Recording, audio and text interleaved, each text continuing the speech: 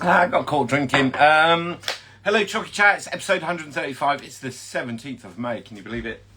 I can never believe every week just seems to just fly by. I don't know why it is. Just getting faster and faster and faster. Who is about? Hello, Chocy Chat crew. Chocolates by Neander. Hello, Scottish Chocolates. How you doing? Gourmet's joined us. Is May Chocolates? Are you back in Switzerland now? I think so. Nettie's there. I can see you. How is everybody doing? Everybody having a busy week. I tell you what, I can see a huge amount of chocolate still getting made, right? Which is incredibly encouraging. I don't think I see all of it, but I certainly see all the people that are kind of in Chocy Chat crew and kind of within the So Sassy bit. But some absolutely amazing stuff. Andrew there, styling chocolates up in Edinburgh. Nadia there, I think is in Saudi Arabia. Paula's there. She's in Yorkshire. I always say that. Stuart there's up in Cumbria, in the Lake District, which is absolutely really beautiful. Ariel Mayberry, hello, how are you? Dark Chocolatier, how are you, mate? How's everybody doing? Oi oi, he says. Good evening. Jason there in the Napa Valley. Some amazing people that live in some beautiful parts of the world. I got sent a lot of pictures this week of bottles of cocoa butter or deliveries that they've had or chocolate, and there's like these background shots of kind of where they live, and it just looks like it's all mountains, it's all beautiful, and it's just, I'm sure they're genuine views, it's not like a green screen, but absolutely stunning, really amazing chocolates being made. It's quite clear that there's, I think it's tailed off for a lot of people, but there's still lots going on, right? So who else have we got? Yeah, I hope everybody had an amazing week. So Mrs. So Sassy joined us there. Hello. Flying Banana down there in Australia. Obviously, Flying Banana, you'd have to be in Australia for that, wouldn't you? So, so who else have we got?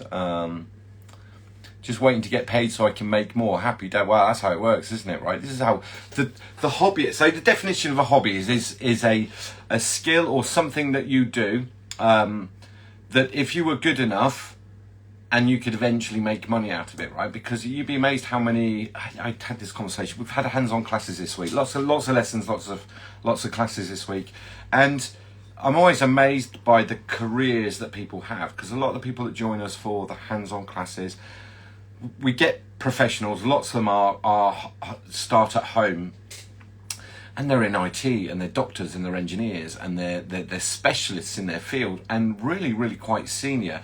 HR people, banking, just lots of people at real high level, and they're like, but I want to make chocolate. And I think everybody that's watching, everybody will allure to that, won't they? That just ideal world, just kind of stay at home, make chocolates every day, and if you could make money out of it, absolutely Bertie bonus, because that's what everybody's trying to do, right? And if you're, I suppose, if you're working full-time and then you're making chocolates at home, whatever gets you home quickest so that you could carry on doing the thing that you love doing, that's always a good thing, right? Always a good thing. So Sean Rennie there, I think, is in New Orleans. How you doing, Sean? All good, unemployed though. What? Why? Only had 2 days of sun, but the humidity is up. Yeah, I know, the humidity. I was making chocolates today. Well, no, I wasn't making chocolates today. I was testing colours. I posted all this earlier. I was testing colours earlier. Because I want to know what goes with what and what looks nice with that. And just do some different designs and things. But when I started spraying, it was absolutely fine. By the time I came to shelling, like the humidity had gone through the roof. It's like, this is. I don't mind. It's 23, 24 degrees. Quite happy to make chocolate. As soon as the humidity goes above kind of, I want to say 70, 75, sustained. That that's it for me. Brooke Lerich, what's your take on the sudden drop in the chocolate futures? Very interesting as of today, because depends where you look, because there's different, again, this is back to the cocoa prices, right? There are different futures markets, okay? So there will be a scalable price for cocoa, but it's in different markets and at slightly different prices, which is why you get a variation. It depends where you look. If you look for the worst story, you'll be able to find it. If you look for the positive stories, you'll have to really search. It's quite clear, and there's lots of documented analysts that have spoken about this, that there's some really big purchasers have backed out of their positions. So what that means is they agree to buy so much, and then they've under contract and then they've backed out of that, which has left a surplus in the market. This is what will make the prices go down. Well, this is generally what makes the prices go back down in the futures market. The reason we call it futures in the stock market, it's a soft commodity, it's growing. The stock market is betting or hedging on so much being available.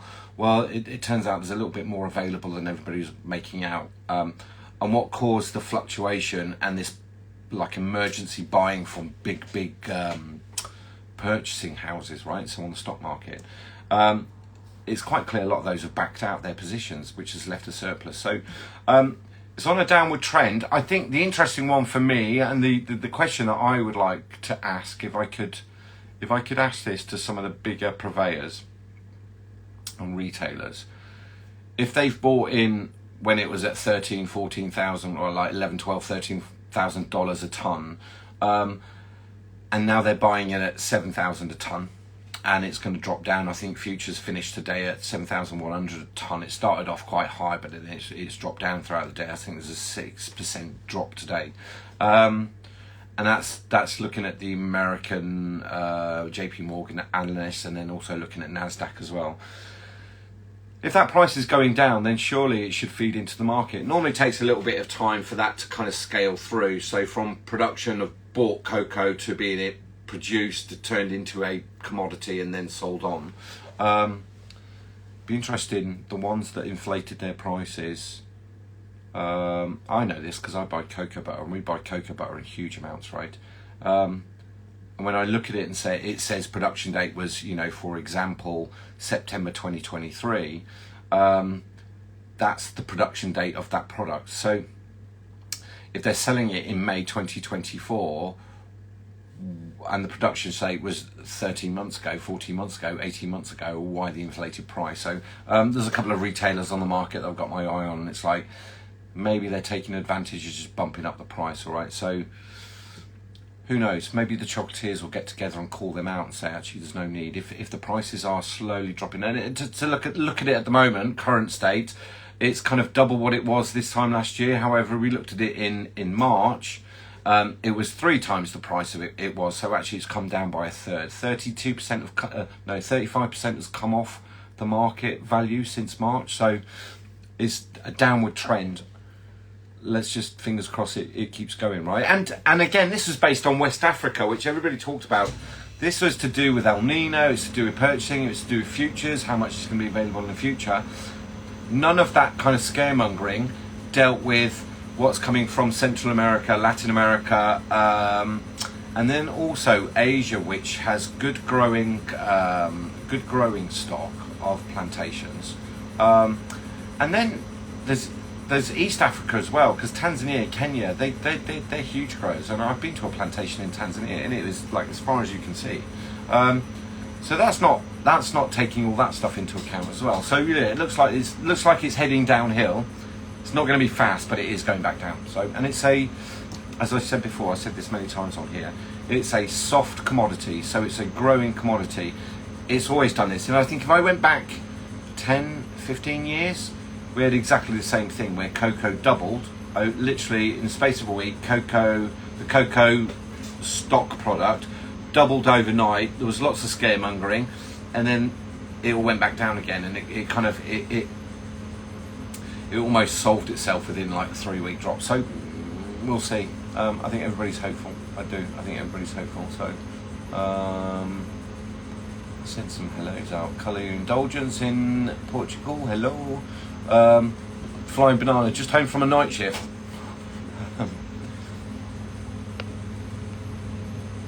Sugar Sheila's joined us. Hello. I know, Paula, I saw that. Quiet week, but lots of acute nerve pain. Sounds bad. Need to rest a little bit. So, made my first delivery last night for a wedding. Pretty exciting. Happy days, Jason. Get it done. I've said this 1,000 times, and I'm going to keep saying it. You've got to go and find your customers. Don't sit back and wait for them to come and find you, because there's options. There's lots of room for all of us. You've got to go and find your customers. Weddings is an option. Markets are an option. Outdoor fairs, outdoor markets, food shows, farmers markets, all those kind of things are a good start to keep making chocolates to sell chocolates, you might not inflate the price, you might just kind of keep things reasonable so that you get the purchase. But every time you make a purchase, you find a customer, and if they really love your stuff, word of mouth is just the most incredible thing. Word of mouth is by far the strongest form of advertising that you can get, hands down, and it's all local. And somebody buys your chocolates in a farmer's market or something else, if they go and tell 25 other people, that's where you find your customers, right? Well done, Jason. Chef Goldsmith, how are you? Miss Tiff's coma. Miss Tiff's got some butters this week, and then she said they arrived, they're absolutely amazing, and it's like, you know, 35 degrees and they were untouched. I'm like, happy days. Miss Tiffany lives in a very, very hot part of the world in Arizona, where I think the temperatures are absolutely getting really, really, really, really intense, right? So get that air conditioning turned on. Forest Road chocolates, that is. Forest Road chocolates. Really fantastic chocolate here.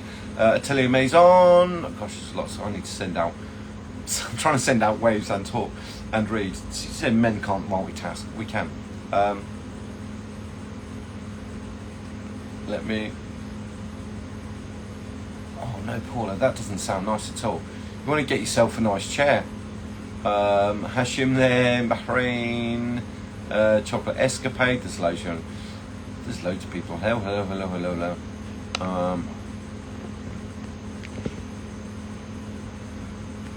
Dark chocolatier. Basically, the kitchen I worked in was an absolute. So I quit. I was fed up. Common sense existed, and right with inept cooks in front of the house. Been there many times. Philippe Vieira, how are you, sir? It's Mark. Mark from Malta. Mark came for a class with me. We had a really, really nice day. What a lovely, lovely gentleman he is. He's in Malta. Flew in for a class. Absolutely. Mark, give me an update, Mark. Just let me know how you're getting on. What are you? Have you started? Are you? I know I've seen some of your work.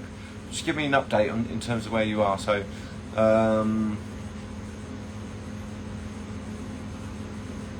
Bonbon Nutgrun. Hello. They're in the Netherlands. I'm good. Gosh, everybody knows each other. It's Friday night, everybody's just saying hello to each other. Don't worry about me, I'm just going to try and read everything out so that when you play catch up, you can see what the questions are all about. So,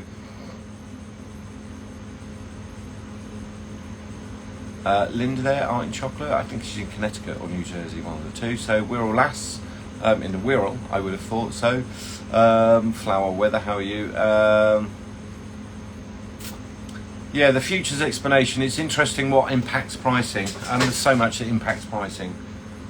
And there's also, I think, have you ever heard of that phrase where things get shorted? So shorted stock. In terms of like a basic explanation, it's complicated, but where stock gets shorted, it means somebody's bought a huge amount of it in the hope that the price keeps going up so they can sell when it tops out.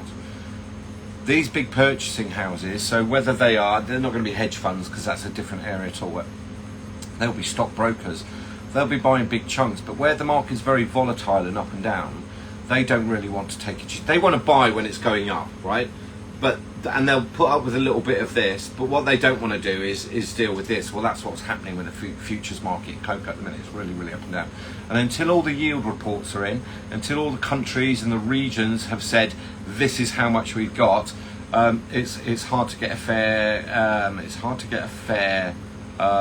understanding of it. I know the West African report came out on the 26th of April. I think the next report's due August, which could look much more interesting. So yeah, we'll see. We'll see how many retailers take advantage of hiking the prices up, and then get left with a load of stock that they have to sell at discount, because I think that's what's actually going to happen, right? And in the meantime, I think there's lots of clever chocolatiers, of which I will label the majority of you. You're shrewd, you know about purchasing. You know about purchasing ahead. You've all got a better understanding of your businesses, whether that's through Chocy Chat or other courses or other bits and pieces. What I would say, my observations of the kind of Chocy Chat crowd, right?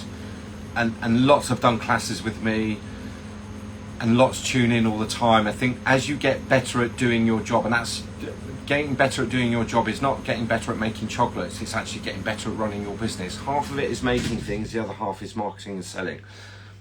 And also the purchasing. Too much, I come across this so many times. I mean, I was exec chef for a group, and I'd walk into kitchens and they'd have a month's worth of stock on the shelves, and it's like, you got 4 weeks in the month and you've bought everything on week one. So you're going to waste stuff, you're going to lose stuff. What I was saying with the chocolatiers, certainly Chocy Chat crews, I get this impression that people are a little bit more savvy in their purchasing. They buy when they need it.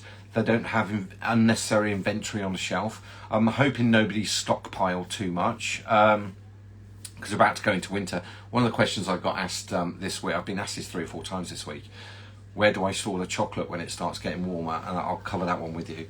I think that you just got to be really careful with all the purchasing. But if you're running a business, you should be doing that anyway. In December, when the money's piling in, it's very easy to get carried away with just buying all the things that you think you need. Or the things that you want, I should say, rather than the things that you just need. And just having that business acumen and that little bit of careful planning, careful consideration, that leads to your own kind of subsequent approval. And a better explanation is, I won't buy 2, I'll buy 1, and we'll wait, because I can always add more. What you don't want to be is have just tons of stock on a shelf. You don't want to have this much cocoa butter ever. Although some are trying, obviously. It's little and often, right? You just, you don't need to buy more until the bottles run out, because we can get it posted out within, if you buy on a Friday, it's not going to get posted till Monday. But, Monday to Thursday, some days I get orders in the morning, we're posting it out that very, very day. So certainly that on the decoration cocoa butter side, be very careful with your purchasing. That's what I'm saying. Your food profit relates to your purchases and how much stock you've got on the shelves, right? I just got engaged. Congratulations. Any ideas how I can show off for my own wedding? Hashtags. Hashtags are important. You should be hashtagging local. Like if you're trying to grow your account and get followers, then you put down chocolatiers, you do all things. But what you want to do, if you're selling chocolates, chocolatiers ain't buying chocolates. He says that. My last collection, it was nearly all chocolatiers. I looked at every single name. It's like, yeah, I know them. Hashtags for your local market. So it should be your local village, your local town, your local area, your local county. And then tag things that are relevant to your area as well to try and get those in. But I think that, like with stories are very good, but it only reaches about 10, maybe 10%, 15%. And after 24 hours, it's gone. It's like you've closed a book, nobody's ever going to open it again. So you just got to keep posting. Stories, keep posting, even if you think it's boring and you're posting to stories 2 or 3 times a day and it's the same product over and over. Good, because each time it reaches 10% of your followers, the number of followers don't equal the number of purchases. Okay, because there's lots of people that don't follow kind of Instagram, Facebook, that kind of, or they don't shop there. It'll be word of mouth. So you just still need an active website, right? Or a way for them to purchase. But show off, you have to, that's what you're doing. Show off, really show off. I did those today. I wanted to spray, I could show you this now. I wanted to spray the teal shimmer and then look at what the teal shimmer looked like with the orange behind it. Okay, so those, and I did the little rings because that's on the thing now. I posted that, and almost immediately I start getting orders for Sophia's orange and the teal shimmer. So whilst I posted that because it's interesting and I wanted to check to see what was going on with it and would it work, wouldn't it work, what it does do is just kind of promote the business or put a new idea in somebody's mind that, oh, I haven't got that colour, I'll get that colour, or that's what I could do with it. So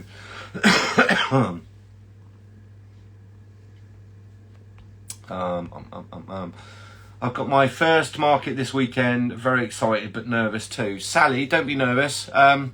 Write your list. Make sure you got everything. Cover all your options. Make sure you take drinks. Make sure you take food. When you get to the market, make sure you find out where the toilets are. What else? Do the checklist as if you were setting up a shop. Sit down and write your list and make sure you got everything. When it comes to talking to customers, you're not telling them your life story. Most people, and everybody will agree with this single point here. When you get to a market and it's your first market, people will be coming up to you saying, "What are they?" And you go, "Well, they're chocolates." And they say, "Are they edible?" Why would I be selling something that's not edible? Are they real? Are they marbles? Can I eat them? Are they really chocolate? How do you get them shiny? If you're nervous about talking to people, most people, I'm a real introvert. And I don't come across as an introvert on here, but like you won't find me in a crowd. It's just not going to happen. Quite happy to stand on stage and talk in front of 14,000 people. Doesn't bother me in the slightest, because I can just blank them out, make them anonymous, and deliver whatever it is that I'm talking about. If you're nervous at meeting people, you're not giving out your life story. They're not going to ask you anything that you don't already know. If you're running your business and you're making the chocolates, trust me, they are going to ask about the chocolates. That's your opportunity to give them a card to show you're selling you. You're not selling chocolates, you're selling you, the maker. And I think it's really important now, more than ever before in history, people need to feel like that they connect. And when people feel like they connect, they purchase. So you've kind of, like if you're nervous and meeting strangers, they're customers. You need to sit down. Once one or two start talking, and I know I've had lots of Chocy Chat crew that I've done classes with who were frightened. And when I say frightened of doing markets, have then come back from their first one and went, absolutely loved it. You'll also learn to spot people that are purchasing or people that are talking, okay? And I'm sure there's lots of people that would agree with this here. Some people come over and just want to have a chat because they're lonely. Others, they're clutching their purse or bag. It's like they're ready to make a purchase. You need to get on them before they walk away, right? That's the other thing. But if you're nervous at markets, you don't need to tell them your life story. You don't have to answer awkward questions. Most of the time, they're going to ask about the product. Where are you based? I didn't know you there. Are they edible? Are they real? That question, like, are they real? Tiff's saying it's 101 degrees today. Happy days. That's not good for shelling, is it? So, Chockies by Sarah, filling shells while I listen today. Happy days. Make sure you tap on the bowl. Get the air bubbles out here so that you don't have to get them out on the tray, all right? That's my tip of the day. Mouth explosions is in. Are you in Greece, mouth explosions? Yes, they're in Greece. I can't remember where everybody's from, so. What else again?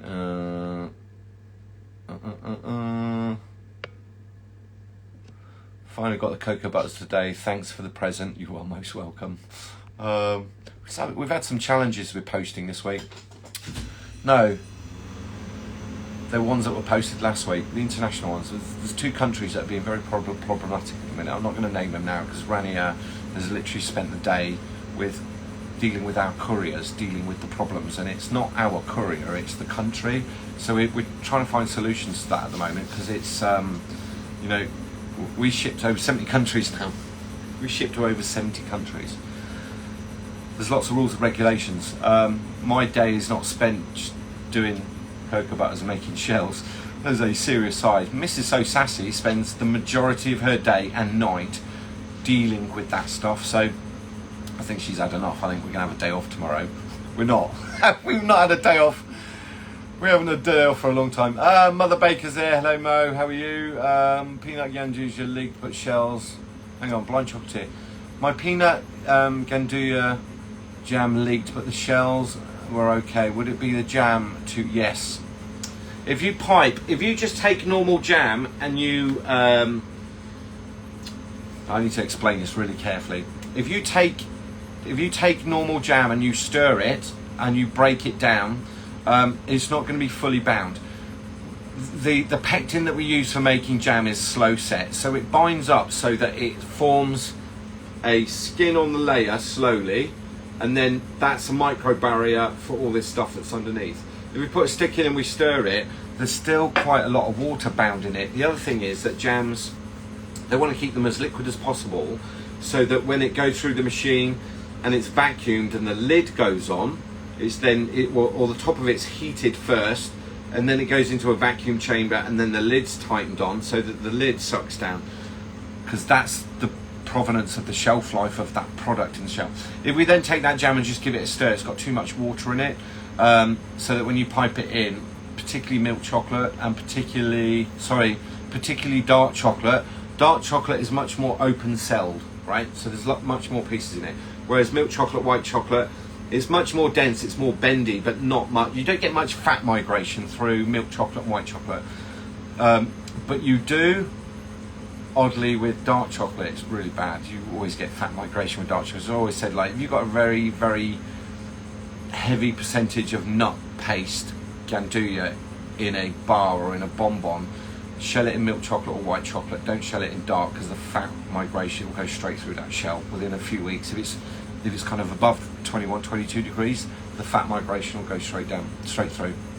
So I'm getting messy and all sorts of stuff here. But yeah, Stuart, it's the jam. Mo, you're not late, you're on time. It's the rest of us that were early. It's our Friday night. Maggie, how are you, Maggie? I haven't spoken to you for ages. I saw your post today. You're obviously doing stuff, got a cry cut out, getting stuff cut. I hope you're well, Maggie. I need to catch up with you soon. I really, really do. I think you need to come on and have a chat again, actually, because last time we had a chat, everybody loved that. So, what else? This is all everybody saying hello to each other. Don't mind me. Let me just scroll through all the Surfer Leg chocolates down in New Zealand. Mariba's there, pretty fancy. Dolce Mara, hellos. People enjoy late. True, I'll only be applying to markets for September onwards, so hopefully things get better by then. Tough doing Northern Hemisphere, it's tough doing markets now, unless you're living in a particularly cold place. So,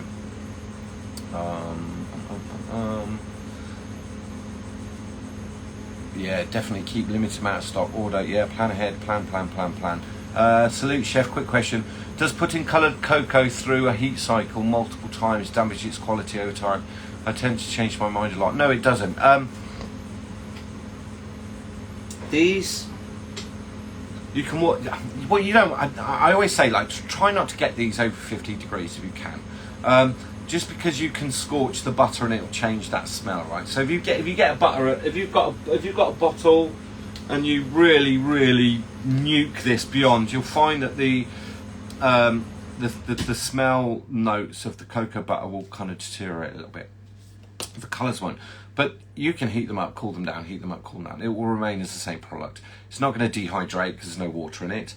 Fats don't dehydrate; it's not possible. So the amount you start with is the amount that you end with.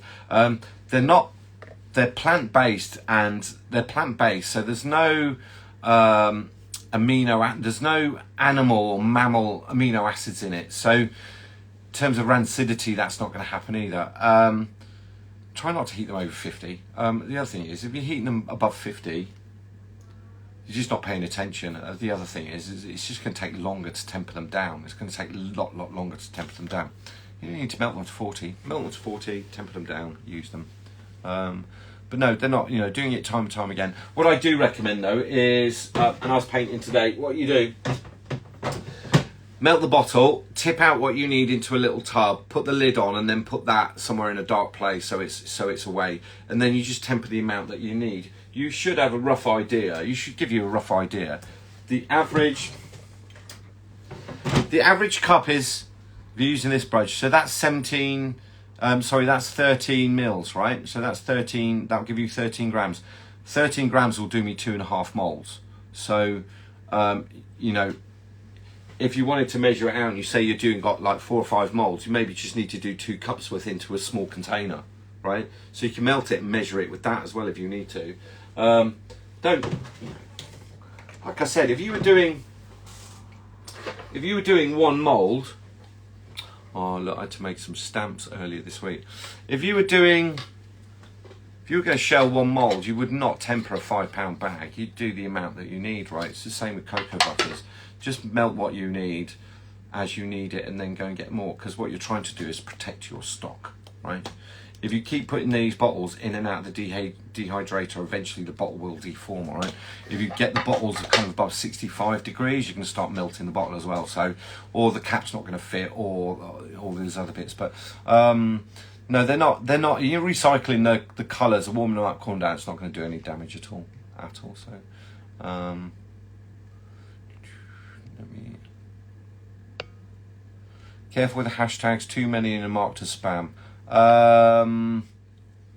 I think you get marked as spam if you put too many at. So if you tag too many people in it, that's what marks you as spam. The hashtags are actually what the algorithm uses to make sure your video clip, whatever you want to call it, your piece of work, gets filtered and filed out to the right people. It will only let you put in 30 hashtags. I wouldn't suggest you use that many. 10 is more than enough, or this gets confusing. And when you're doing the hashtags, try not to mix them outside your niche. So you don't want to, if you're shelling chocolate and you're doing a salt caramel, you don't want to hashtag Tour de France cycling, because it will just go, oh, what's that got to do? And when the people in that hashtag see it, they don't engage with it. It just drops down your ranking. I don't think hashtags will mark you as spam. It's more when you tag people that aren't relevant to it and they remove it, that's when it starts being flagged as spam. And I know I get tagged in lots of stuff that's not even relevant to me. The number of iPhones that I win every week is just astounding. But it's block.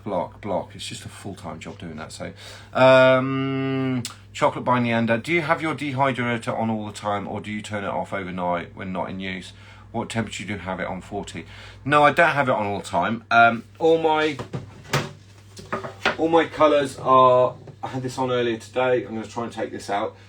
All my colours are in pots. Okay.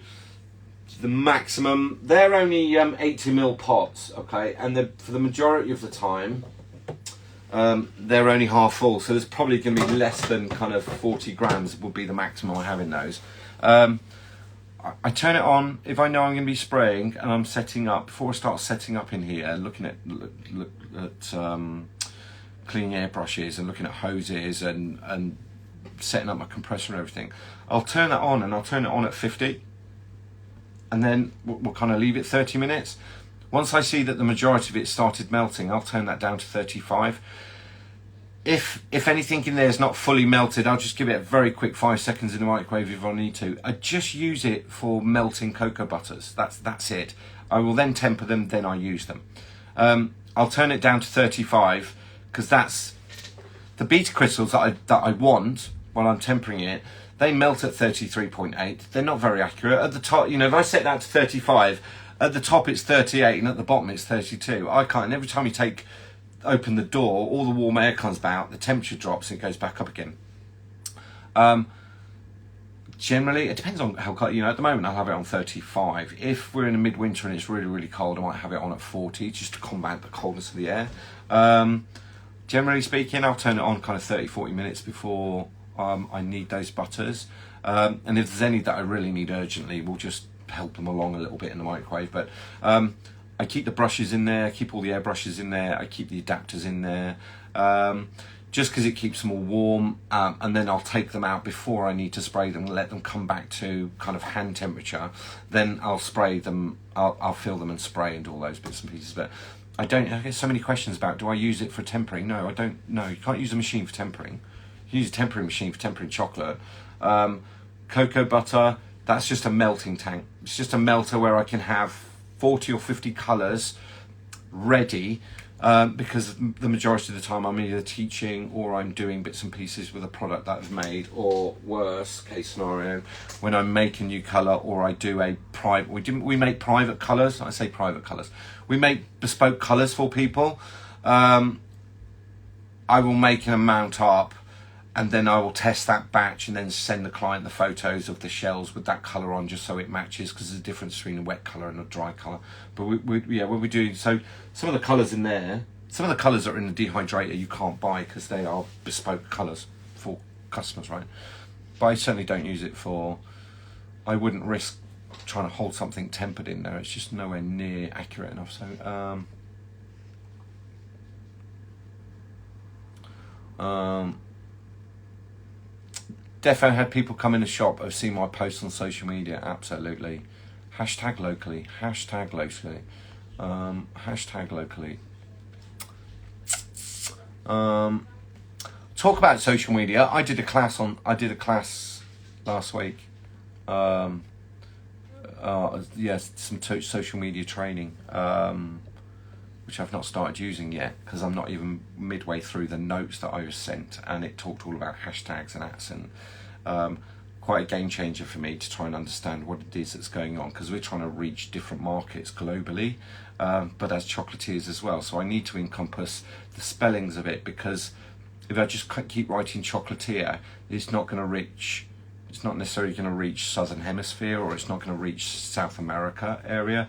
So it's, yeah, the training was incredibly, very intense, very directional, and a real eye-opener for me. Gosh, some stuff that I kind of assumed, but yeah, got rid of all the myths without a doubt. So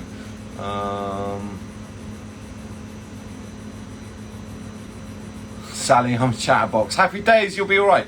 Sally, don't chat so much that you miss customers, though. Tamim, and Asser send their greetings. Walaikum salam, Nancy, and Tamim, and Asser. They're my nephews. Anyway, all right, let's moving on. Uncle James. Hi, Uncle James. With people all over the world. Ron Bonbon's joined us. Ron lives in the cloudiest place in the world. He didn't get to see the Northern Lights. Lots of people didn't get to see the Northern Lights. We saw the tail end of the Northern Lights. I've seen the posts of people that just got a picture of the sky that they coloured in crayons. I've yet to see one where anybody's done anything with this. Suggestion. But Ron didn't get to see the Northern Lights because he apparently lives in the cloudiest place on the planet. Who'd have thought? He backed that up with proof as well, right? I made it, but not all the pectin, so I'll add more. I'll tell you what you can do, Stuart, with that one. Tiny little bit of agar will just mop that up, right? It depends on what I was saying with the jam. We have thermo-reversible, so we can melt it down again. Very often jams are made with that, with thermo, so yellow pectin is thermo-reversible. So you want an NH pectin that's not thermo-reversible, because when you blend it and you get friction, you're going to get water leak out of it. It's such a complicated area. Pectin. You need to know which one you've got, and the labels don't always state which one you've got, right? So, Gerard Bakes, hello. Who else got? Random question. No, we don't mind random questions. Is flexible ganache and modelling chocolate the same? Got to do a chocolate wedding cake? No, flexible ganache. Flexible ganache kind of came from the patisserie industry. So it's normally got hydrocolloid, so a gelatine or a gelling agent in it, as well as the fat. So it's still an emulsion and it sets as a blank, but what it means is that we can cut it and twist it and do bits and pieces with it. So it's flexible ganache, really plated desserts industry for any of the restaurant chefs out there. Whereas modelling chocolate, very different thing. Modelling, if you want to make modelling chocolate, get yourself a big Robocoup, so big heavy duty machine, put your chocolate in there and spin it round, and then what it does is it breaks it down so it kind of goes like putty. If you can imagine, you know how bendy untempered chocolate is? That's kind of what modelling chocolate is. There's different recipes, there's different ways of doing it. The only modelling chocolate I know is just we used to grate it, but we put it in a machine and just spin it round until it literally forms a massive ball of dough. And then you can roll it because it's totally out of temper, and eventually after 2 days it will set solid, although it's not tempered, right? So it looks a little bit gnarly. Flexible ganache is a totally different thing to modelling chocolate. How else would I describe flexible ganache? Flexible ganache would be an emulsion made with cream and chocolate and sugars, and then we'd add a gelling agent which would overhydrate it so that when it sets it's soft but pliable, right? Don't find a recipe for flexible ganache and put it in a bonbon. It will not work. First, it will soak the mould, and two, it'll be a little bit green and spotty within a couple of days, right? Is shocking a good chocolate? Shocking Ag? Don't know, Mo, not heard of it. Send me a picture. Hi James, so I've seen a few posts about the peanut butter filling on Facebook for Easter. One of my fillings was peanut butter from a store-bought jar, and it's perfectly fine. Is that wrong? Yeah, it's fine. Use whatever. Peanut butter is, if we put peanuts into a blender and we keep blending it, eventually we'll end up with peanut butter. If we add some salt to it, we will get, if we refine it so it's super smooth, we'll get smooth peanut butter. It's a nut paste. Peanut butter, we call it peanut butter, but if you blend peanuts, which are really high in oil, I think they're one of the highest, so much more than hazelnuts or any of the others. Blend peanuts. If you underblend it, you'll get crunchy or chunky peanut butter, and you blend it till it's really smooth. Yeah, it'd be absolutely good. Salt. If it's bitter, add salt. Don't add sugar. If it's bitter, if something tastes bitter, add salt. It will lower the bitterness of it. If something's sour, we add sugar. So the opposite is sweet, sour. The opposite of bitter is salt. We recently had somebody ask if they can stock our chocolates in their shop. What's the usual wholesale price, or what do shops usually expect? Retail's a tough one, because you're going to need to go in and negotiate, and it depends on the shop, and it depends how branded that shop is. Sometimes retailers are looking for something additional to put on their shelves, so they don't mind a kind of 15%. Branded shops, if you want to put stuff on their shelf, they're going to go straight in and say, I want 40% off. Rania and I suffer this. We're talking to retailers. Every single one seems to go in and say, give us 40% off the list price and we'll stock your products. And we say, no thanks, bye. It's not worth our effort. Branded shops tend to want 40% off because that's their go-to. And the other thing is, if you're not VAT registered, so if you're making chocolates and you're not VAT registered, if you're selling your box at 15, say, when they buy it off you, they've got to add, if you're in the UK, they've got to add 20%, all right? So if you're taking 20%, they've made nothing at all. So why would they stock your product if they're not going to make money on it? Unless it's a smaller shop that's looking for local products to stock, and they don't mind that they don't mind the percentage so much because they get the footfall from other products that they're selling, right? So 30% is normal. Between 25 and 30% is kind of normal retail. And if you can't afford to give that away, what you need to do is have a look at, is there a product that you can make where you don't mind giving away that percentage, right? So what I mean is, if your standard box of 12 you're selling at like $18, if you put that into retail, they're going to add 20% on, so it's going to become 22, and then they're going to put their margin on, it's going to become 26, 28. It's out of reach of most people. What you might need to do is look at that box of 12 and say, I won't give you my premium product, but what I'll do is a bespoke product.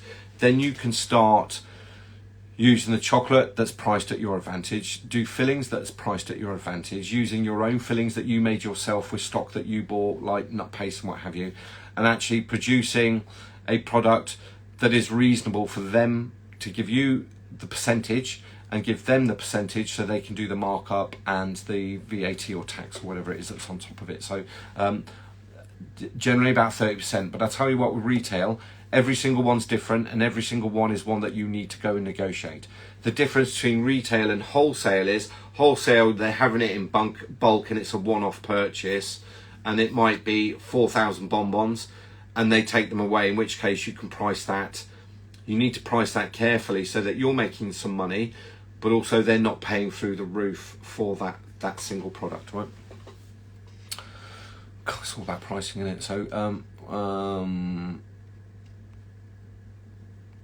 Coco Lily in Florida, how are you? So, yeah, I've agreed 30% reduction on retail prices. Had someone ask for 50, and may have sent its hands a little. Yeah, do you know what, retailers? I mean this in the most sincere way, right? But retailers, they will give you the patter that they want all this, but this local made and all the rest of it. But actually, what they want is to put a product on their shelf that will attract some attention, and they're just trying to sell on your product.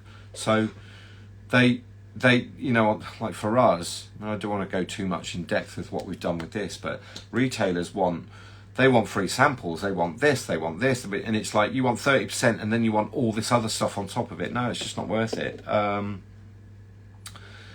It's a tough gig. Look, I don't think the utopia for anybody that's working from home is to get your product on the shelf. We have there's a show here, I think it was Dragon's Den. No, it was the one with Aldi, right? So to get stuff on the shelf, there's a really good thread on the chocolate forum about it. The measure of your success should not be that your chocolates go onto a mainstream a main high store shelf, because you'll be lucky if you make 1 or 2% out of a box. That's how tough retail is. That should not be your end game. That should be furthest away. You go into retail when you've got a factory, dozens of employees, and you're churning out thousands and thousands an hour, so that you can sell out to different margined markets. So some are at 70%, some are at 50%, and then the retailer at this other percent. If your dream is to get your product into the retail, you need to be making 80 and 90% gross profit on your product already, and you're not going to get there by doing, you know, boxes of 100. It's more like boxes of 100,000. That's where you're going to start making the dent in the profit, so that you can go to retail. Retail should be furthest from your dreams. If somebody wants to stock your products, go down and negotiate it. But if they're not going to make money and you're not going to make money, it's best to shake hands and walk away. Yeah, Maggie's answered a few there.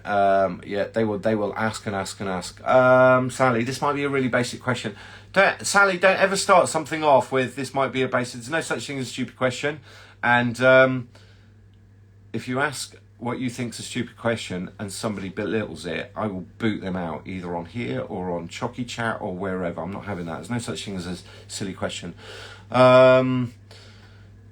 I'm struggling to make a nice consistency lemon caramel. It's either thick and it won't pipe, or it's too runny and the chocolate sinks when I pipe on it.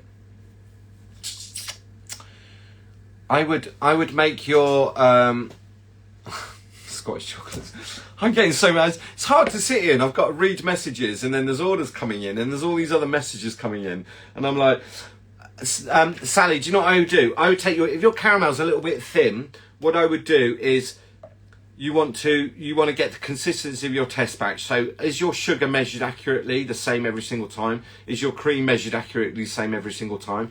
And if you're putting fats in there, are they the same consistent measurements? The next measure of consistency would be, when I caramelize the sugar and I deglaze with the cream, how long am I boiling it for and to what temperature? You can boil it to 104, but if you boil it for 15 minutes compared to 4 minutes, after 15 minutes, there's going to be a lot more moisture come off it, so it's going to be thicker. Whereas if you boil it, bring it to a boil and take it to 104 quickly, we know that's the measure. It's a finite measure. When it reaches 104, there'll be this much water in it. But if you keep boiling it, it's going to get thicker and thicker. So they're the consistencies. We can't guess weight and we can't guess temperature. We need scales and we need one of those. If you're using a laser to take the temperature of a liquid, you're absolutely wasting your time. You'll get a 3-degree variation either side, which is about 6 degrees, right? So it could be 3 under or 3 over. If the recipe says to boil it to 104 and you're using a laser and it's at 101, we're gonna have problems. And then equally, if you're using a laser and you boil it to 104, but the laser's actually boiling it to 107, 108, we've got another problem. Once you've got that, what I would do is pour your caramel in and let it go cold, and then see what it looks like at that point. Because if it's too thin, what will thicken a caramel is more chocolate. So what we do is we warm that up to about 45, 50, and maybe if we've got a kilo of caramel, I would say you add like 50 to 60 grams of a chocolate, just a neutral milk chocolate. And then let that go cold and see what that's at. But you're going to write all these things down as you go, because eventually you'll find a point where you're happy with your caramel. It's pipeable at 29 degrees, but then firms up. Caramels are too thin. When you go to cap, it will sink. If it's thin, but you think it's firm enough to cap, if the chocolate's too warm, if you've got caramel and the chocolate's a little bit too warm, or the chocolate's too thin, too many drops, when you pour it in and scrape, if you tap it, what you'll find is when it goes cold, little blisters come up through all of it. And that's normally a result of either piping in too much, or your capping chocolate's too warm or too fluid. But Sally, I go down at that route. You've got to circle the variables, and the variables are the weights, measures, and temperatures, both in weighing the ingredient and then cooking the ingredient, and then have a look at it in its cold state. If it's too thin, you've got an option to thicken it. A couple of ways to thicken caramel. You can add more chocolate, which for me is preferable.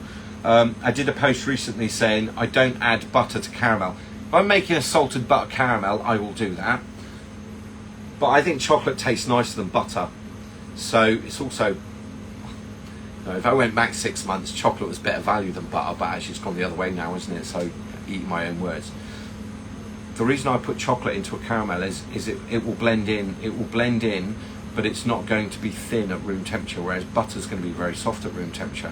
So you'd have to put a lot of butter in there. Now we've got to make sure it's emulsified, so we end up with other problems. So I will always elect to put chocolate into a caramel.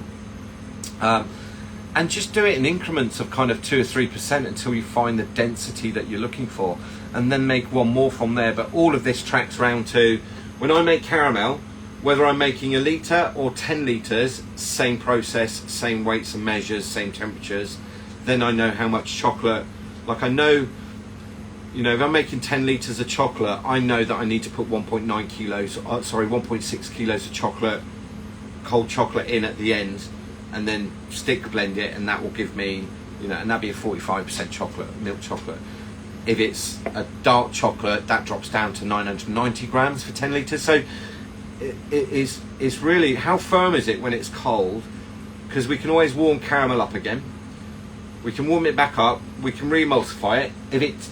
Take it to 45 or 50, it doesn't matter. You can take it back up, get it very, very hot, blend it again so that all the fats have emulsified, or use a stick blender, emulsion blender. Then put it in a piping bag, lay it flat, get it down to 29 degrees, and then pipe it again. I think I've said this so many times. I think the beauty of caramel is that you can make lots, and you can call it Ziploc, backpack bags, whatever. Put it away, and then take what you need for the next one. For example, this mold. That mold takes 320 grams of caramel. Okay. It doesn't. It takes less than that. It's probably about 292. But I'll melt 320 grams of caramel. So I'll just measure 320 grams of caramel. If I'm doing one mold, if I'm doing 2 molds, we'll do 640. We'll bring it up to 45. Adjust it if I need to. Re-season it with salt if I need to. Stick blend it. Put that in a piping bag. Then I've got exactly the amount that I need for the 2 molds.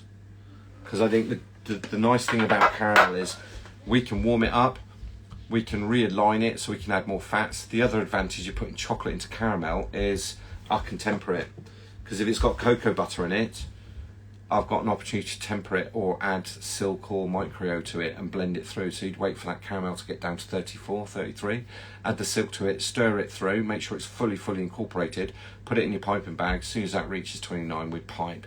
That will firm up the chocolate, that will crystallise the chocolate that's in the caramel, and that's the reason that I would use chocolate in a caramel, or that's the reason that I'd always make a caramel ganache rather than making a caramel with butter in it, unless I was making caramel, buttered caramel, right? And the only buttered caramel we make is the one that goes in the wrappers that we twist the ends with. Other than that, I don't put. The other thing of putting butter into a caramel, if you just put lumps of butter in, you're adding water to caramel that you spent all that effort in trying to get the water out of. So you can add anhydrous or clarified butter or ghee, whatever you want to do. Anhydrous butter, if you ever see it, is just clarified butter, right? So it's the water solids and the milk solids have been taken out of it or filtered out of it. So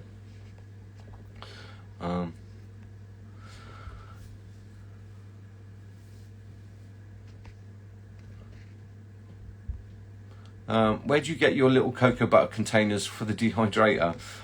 That shop that's named after a river. What's that? Sophie has brought me something to I can't believe It's I've that for me. actually done it. Sophia's done a marshmallow. What's that Eiffel spaghetti? Tower. She's done a marshmallow Eiffel Tower. It's actually... There's no way you Oh actually no, it just... fell over. You nearly sentence enhanced them. Yeah. Well, that was for me to eat. Was that not for me to eat? Nah. Oh God, you should have said something when you walked in with it. It's not very strong, is it? Did everybody see that?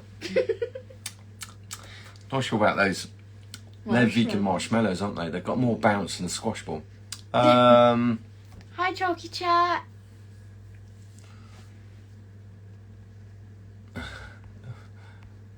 I want to start a small business of bonbons, and a chef told me not to do this because of the price of cocoa, and chocolate will explode in the next 2 years. What's your opinion?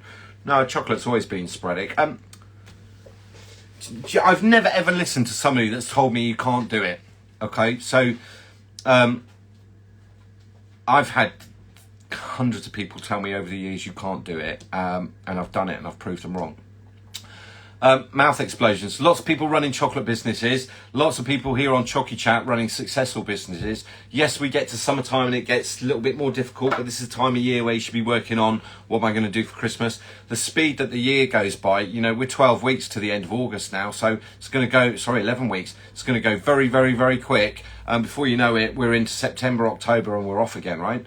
The cocoa, it's always gone up and down. I think you can manage it. Lots of businesses are doing things with chocolate, so yes, you can.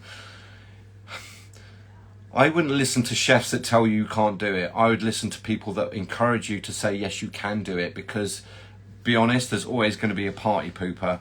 Stay away from those people. Stay away from people whose first opinion is it can't be done. Stay away from them. They're toxic.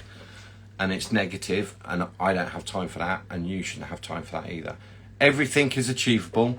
How big do you want to dream, right? And if you think your dream's impossible, if you think your dream's possible, you ain't dreaming big enough, because it should be keeping you awake at night. There are more resources than we've ever had. There is more free material to help us start a business now. We've got better machinery, better ingredients, better understanding. We know more about chocolate and beta crystals than we've ever known before. So there's no reason why we can't absolutely dominate it and do an amazing job. We've got more ability and more control over shelf life than we've ever had in any point in food industry. So now's the time. Chocolate sells. It's an affordable luxury. It's always sold. It always will sell. Don't listen to chefs that say it can't be done. It's my rant over. What else? Chocolates by Nana. Hello. I'm in doubt of buying an Easy Temper. Any of you got some advice? Boy, you're asking the wrong crap. Go for it. It's a game changer. I did a post last week on Easy Temper. And then suddenly everybody's doing posts on Easy Temper. Strange, right? It's an incredible machine. Whether you get Easy Temper, whether you get Magic Temper, whether you buy Kadzama, it doesn't really matter. Whether you do it sous vide, make it yourself, absolutely up to you. The truth is that using silk is so much easier. I had to do one mould. I had to just do that one mould of shells today. And it was 350 grams of chocolate, which was 3 grams of silk. I melted it in the microwave. You wait. It is a game changer. I can use it in fillings. I use it on cocoa butters. I can use it on shelling.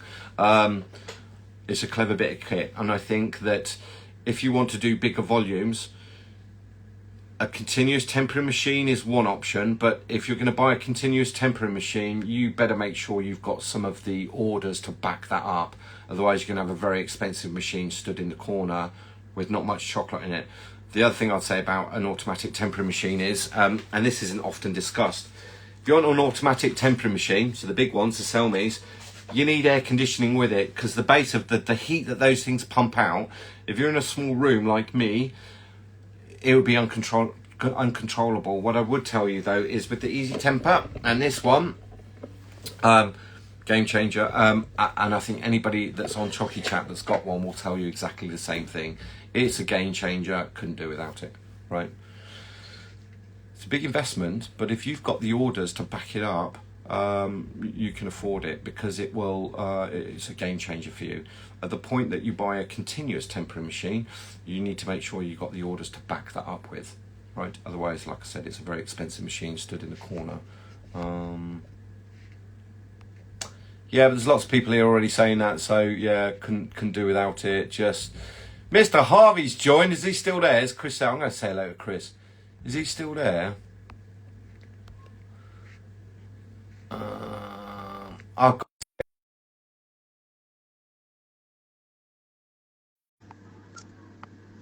Is he? I just sent him a...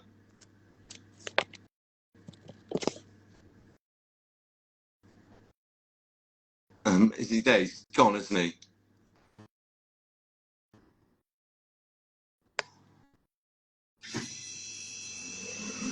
Is he gonna... Chris, look at the... He's just chatting. I didn't even know he was in the background. I wish I had a stone grinder as a pastry chef. Chris, send me a link. My analysis on cocoa prices. Yeah, I said at the start of this, we were talking about that. So, quick question: do I need to heat up? Oh, he's not able to join. He's gone. Quick question: I'm lucky enough to have a husband who makes silk tempering. Linda's got a very talented husband that's made her own kind of silk tempering machine, and it's very clever. Quick question: do I need to heat up chocolates for capping if I'm using an acetate sheet? Do I need to heat up the chocolates for capping? Oh, do you mean like warm the certain? No, I wouldn't have thought so. Depends on your room temperature. This heating up the mould. It really depends on. It depends on. Depends how cold. If your room is really cold, yeah, you need to warm the mould. But with acetate, no, maybe not. I think you do and you don't. I think it depends on how warm your mould is. If your room's quite cold and it's kind of 16 degrees, yeah, you need to give that. You need to give the surface a little bit of a warm, because you can put it's too cold for chocolate, so it'll just seize, right? So when you spread the scraper with the acetate, it'll just kind of turn white or go bubbly. You shouldn't need to. But capping chocolate around about 32, right? Is Chris gone? He's abandoned, but I'm going to phone him after this. Quick question: do I need to heat up the chocolates? We've done that one. So, providing a local wine and cheese shop with wholesale salted caramels, negotiating with them how to sell a 6p spot, like James said, easy to negotiate with local folks, highlighting local makers. Yeah, without doubt. Without doubt.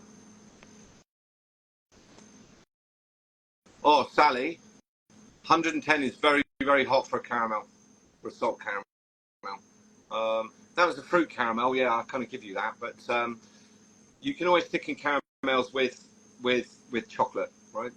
It's always good. Get more chocolate in your chocolates.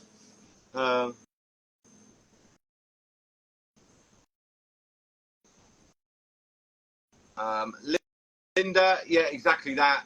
Tempering is just cooling it down very fast. That's what tempering is. So whether you put it in a bowl and then put it inside a bowl of cold water and stir it, great, right? That's going to cool it down. If it's got chocolate in, cool it down very fast. We need to pour the caramel on a slab and stir it down. Back in the day, that's how we did pralines and what have you. We'd make the pralines, grind them all, add the chocolate to it. It was at 45 degrees. We tipped it all out on the table and stirred it until it reached down to 29. Scooped it all in the bowl, tapped the bubbles out, piping bag, and got going with it. So,